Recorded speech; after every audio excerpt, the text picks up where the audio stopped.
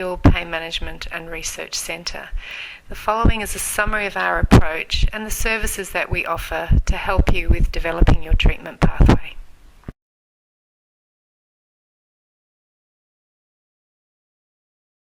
Some background about our pain management service. We've been here for about 40 years and we're a statewide service. We consist of a multidisciplinary team, which means we have both medical staff who cover a range of different disciplines within the medical field, as well as allied health staff, and they may be physios, occupational therapists or psychologists, and we have a nurse educator and a Feldenkrais practitioner as well. We also have a research department, and a lot of our programs are based on evidence-based practice, and we use the research to evaluate our programs to make sure they are delivering what we hope is useful for you. We're also a teaching service within the Faculty of Pain Medicine, as well as a teaching service for allied health staff. The questionnaires that you will have been sent via a link help us to inform how our service meets your needs, and we utilise it to show change over time with your treatment and evaluate the effectiveness of our programs. So we would expect, as part of the journey into the pain clinic, that you'll complete that questionnaire before you start any services within the unit. The team within the pain clinic includes rehabilitation consultants, anaesthetists. We also have an addiction specialist, and their role is to help people who may well have medication issues that they wish to address. We also have a psychiatrist if there are issues around mood that are also impacting in your pain, and we have a clinical nurse consultant who works with the doctors in helping people to reduce their medication use. The allied health team consists of physiotherapists, occupational therapists, psychologists, and a Feldenkrais practitioner, and I'll explain what each of those disciplines cover within the pain clinic. That assessment is with one of our doctors. Sometimes it may start with the allied health team. From the assessment, we devise a treatment pathway for you. It could be individual, it could be group, or it could be a combination of both.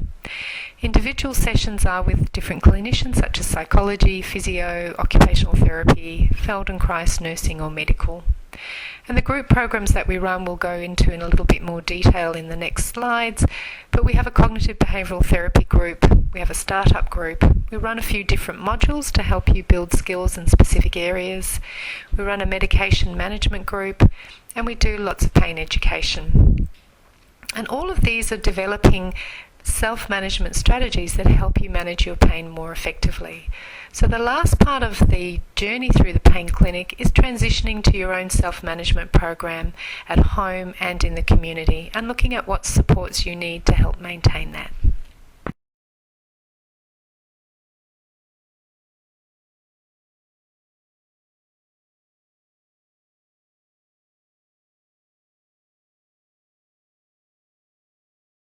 So what do we mean by changing your approach to pain? Well, such an approach is an active approach, and you are an active participant in that approach. So we look at providing you with new skills to manage your pain, as well as skills to get back and do normal everyday activities. It may also mean that you change your understanding about pain and your condition, and understand the complex relationship between how our brain works and how our body works. And we work across multiple domains, so it's not just about your injury or the area where you feel pain, but it's looking at the whole of you, both from a physical perspective, a functional perspective, and a psychological perspective. You will have noticed that as part of your referral, you would have also been sent out a questionnaire through your email. This questionnaire is designed to help inform your assessment, treatment planning and progress. And so the earlier you can complete it and send it back is very helpful. It helps us get an understanding of your overall experience of pain, how it impacts on your daily life, how it impacts on your mood and stress levels, what your current medication use is like, and how confident you are currently in managing your pain. This questionnaire is sent at referral. It's sent before you start a program and when the program ends, and after the program, in order to see how well you've maintained gains made over the program. And it allows you to compare results so that you can see the changes over time. So what can you do to improve your outcomes? It's important to attend regularly. It's important to be open to trying new things. If we keep doing the same things, we'll get the same outcome. So we're really trying to give you some different experiences and strategies of how you manage pain. It's important to repeat and practice between sessions in order to create new habits, and we want you to be actively involved in your care as you are part of the team. If you've got any issues or concerns, please feel free to raise them with the therapist so we can support you through this journey. And pain management is about changing habits for a lifetime, not just in the short term.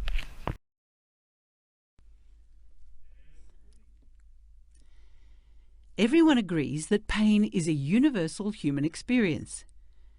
We now know that pain is 100% of the time produced by the brain. This includes all pain, no matter how it feels, sharp, dull, strong or mild, and no matter how long you've had it. You might have had it for a few weeks or months. This is called acute pain, and it's common with tissue damage, say from a back injury or ankle sprain. And generally, you'll be encouraged to stay active and gradually get back to doing all your normal things, including work. Or you might have had it for 3 months or more, and this pain is generally called persistent or chronic, because in this type of pain, tissue damage is not the main issue. What's less clear, though, is when you're told you have chronic pain, is knowing what's best to do about it. Well, in Australia, chronic pain is a really big problem. In fact, 1 in 5 people have it. Having a brain that keeps on producing pain, even after the body tissues are restored and out of danger, is no fun. Some people say it still feels like they must have something wrong. But that's just it. Once anything dangerous is ruled out, health professionals can explain that most things in the body are healed as well as they can be by 3 to 6 months. So ongoing pain being produced by the brain is less about structural changes in the body and more about the sensitivity of the nervous system. In other words, it's more complex. So to try and figure out what's going on, you need to retrain the brain and nervous system. To do this, it's helpful to look at all the things that affect the nervous system and may be contributing to your individual pain experience. What can help is to look at persistent pain from a broad perspective, and by using a structured approach and a plan, it's less likely that anything important will be missed. Let's start with the medical side. Firstly, taking medication can help, but only to a limited extent. It is the more active approaches that are necessary to retrain the brain. So using medications to get going is okay, and then mostly they can be tapered and ceased. Some people also think surgery might be the answer, but when it comes to a complex problem like chronic pain, surgery may not be helpful. So if you're thinking of surgery, it's best to get a second opinion, and remember to consider all the things. Next, it is helpful to consider how your thoughts and emotions are affecting your nervous system. Pain really impacts on people's lives, and this can have a big effect on your mood and stress levels. All those thoughts and beliefs are brain impulses too, but you can learn ways to reduce stress and wind down the nervous system. This helps with emotional well-being and can reduce pain as well. The third area to consider is the role of diet and lifestyle. Now, it turns out that our modern lifestyle might not be so good for us. In fact, what we eat and how we live may really be contributing to a sensitized nervous system. Looking at all the things like smoking, nutrition, alcohol, and activity levels, and seeing if there are any issues is a good beginning, and these things can go on your plan. Then there's often enormous value in exploring the deeper meaning of pain and the surrounding personal story.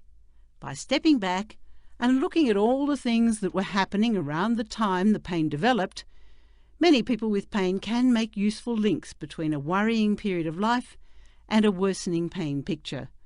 For many, recognizing deeper emotions can be part of the healing process. Last but by no means least is physical activity and function. From the brain's perspective, getting moving at comfortable levels without fear and where the brain does not protect by pain is best, and you'll gradually restore your body's tissues. So, to sum up pain, it comes from the brain and it can be retrained, and when looked at from a whole person or broad perspective, gives you a lot of opportunities to begin. So get a helping hand if you need it, set a goal and begin.